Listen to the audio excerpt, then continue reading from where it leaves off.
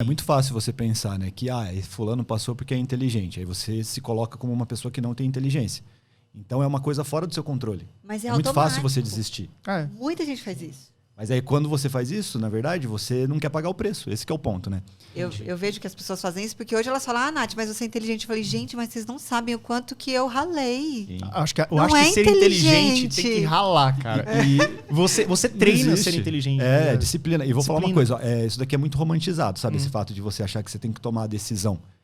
Porque, eu lembro que quando eu decidi estudar, né, eu tava voltando de São Paulo, de uma entrevista. Eu fui fazer uma entrevista que eu tinha passado em um monte de etapa online. Aí tinha a entrevista, que seria, na verdade, quando eu cheguei lá, né, não sabia o que era uma dinâmica de grupo e depois ia ter algumas coisinhas lá e uma redação. Aí no meio da dinâmica de grupo, a entrevistadora tá lá, aí tinha uma menina do meu lado, assim, acho que eram umas 6, 7 pessoas, assim.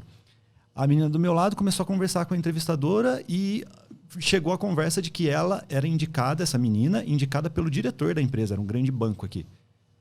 Aí no meio da conversa, no meio de todo mundo, aí todo mundo começou a olhar assim, ficou uma situação chata e tal, e tava claro que essa pessoa era indicada por um diretor. O que eu tava fazendo lá? Aquele processo ali era pra inglês. Era fake, velho. Aí eu falei, não dá. E eu já tinha passado por um monte de entrevista. E aí, frustrado, voltando no metrôzão. Banco privado. Banco privado, entrevista de banco. E o rolê que foi? Ele não tinha terno, 2 horas do trem. Comprei terno, caos. 4 horas quase pra chegar. Naquela época não tinha nem a linha amarela, então era Então, longe daqueles lá. 6 candidatos, só ia passar um. Só um. E a menina falou, então, sou eu. Não, eu lembro que eu fui embora antes do fim da entrevista. Eu pedi pra ir no banheiro e fui embora. Porque eu tô aqui de trouxa, né? Ficou muito chato, todo mundo ficou incomodado, sabe? Eu acho que deve ter feito de propósito, sei lá, alguma coisa assim. E aí, voltando para casa, eu falei, não quero mais isso para minha vida. Lá eu decidi que eu ia estudar. Decidi. Nossa, lindo, né? Romântico e tal. Falei assim, não, beleza, agora vai. Fiquei 1 ano procrastinando, que eu não consegui estudar. A Natasha também ficou um tempo assim. O que fez que eu estudasse é algo que a galera menospreza, que é estudar no pós-edital. Porque só quando eu vi uma notícia lá, saiu o Ministério Público de São Paulo, eu preenchi os requisitos, era nível médio na época. Aí eu falei, vou estudar. Agora eu vou começar a estudar, vou passar. Eu botei na minha cabeça que eu ia passar, paguei o preço, passei nesse concurso, que foi o primeiro concurso que eu fiz. Virou a chave, depois saiu de edital. E eu paguei um preço muito alto nesse momento. Esse negócio de pagar o preço, só para entender, quando as pessoas estudam pré-edital, você acha que elas ficam meio que perdidas?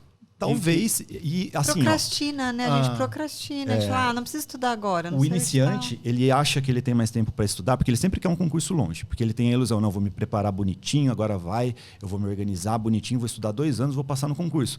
Você não vai, cara. No começo você vai procrastinar. Você vai fazer o mesmo que eu fiz, porque não tem urgência. Isso daqui é a síndrome do estudante, né? Se você põe um objetivo próximo, uma data marcada de prova, a chance de você se esforçar muito mais, principalmente para quem não tem hábito de estudo, é muito grande.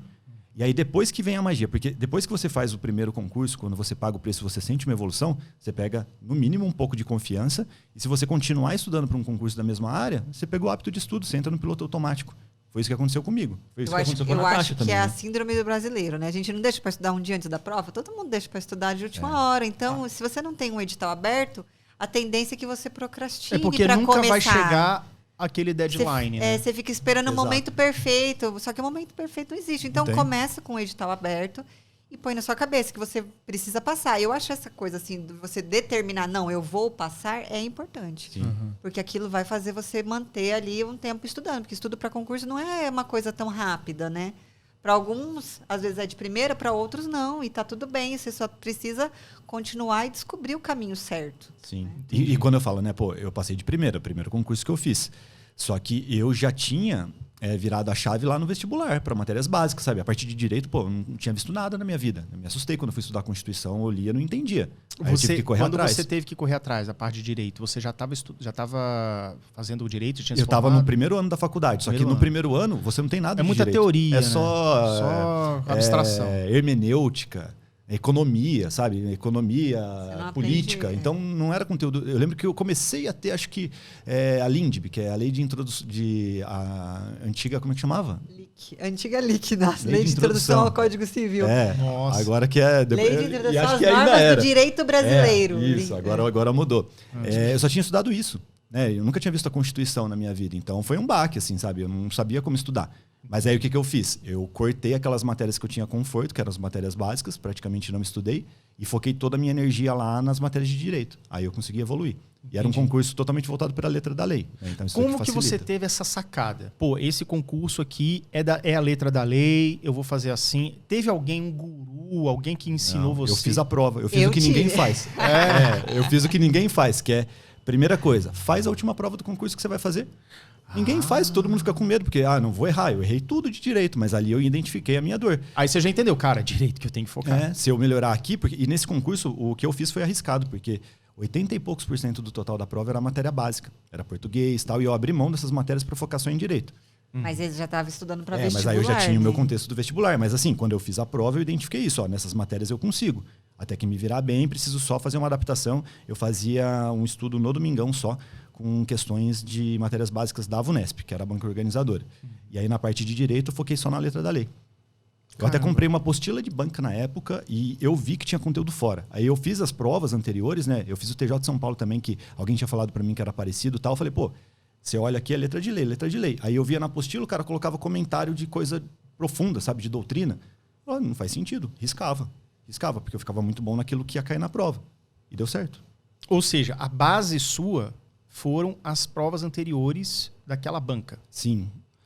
Porque naquela época não tinha tantas questões igual hoje, então não dava para focar só em questões. Tá. Hoje talvez você até consiga, né? Você tem um leque muito maior de questões.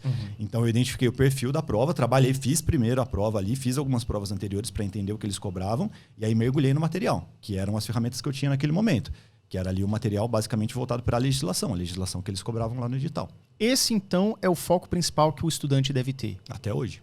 Até hoje, porque às vezes a pessoa abstrai, ele pega o edital e olha ali 50 mil matérias e aí ele começa a estudar umas coisas aleatórias, mas assim, foca, porque eu imagino o seguinte, pelo menos isso acontecia na época do vestibular. Eu fiz o vestibular do UNB vários anos.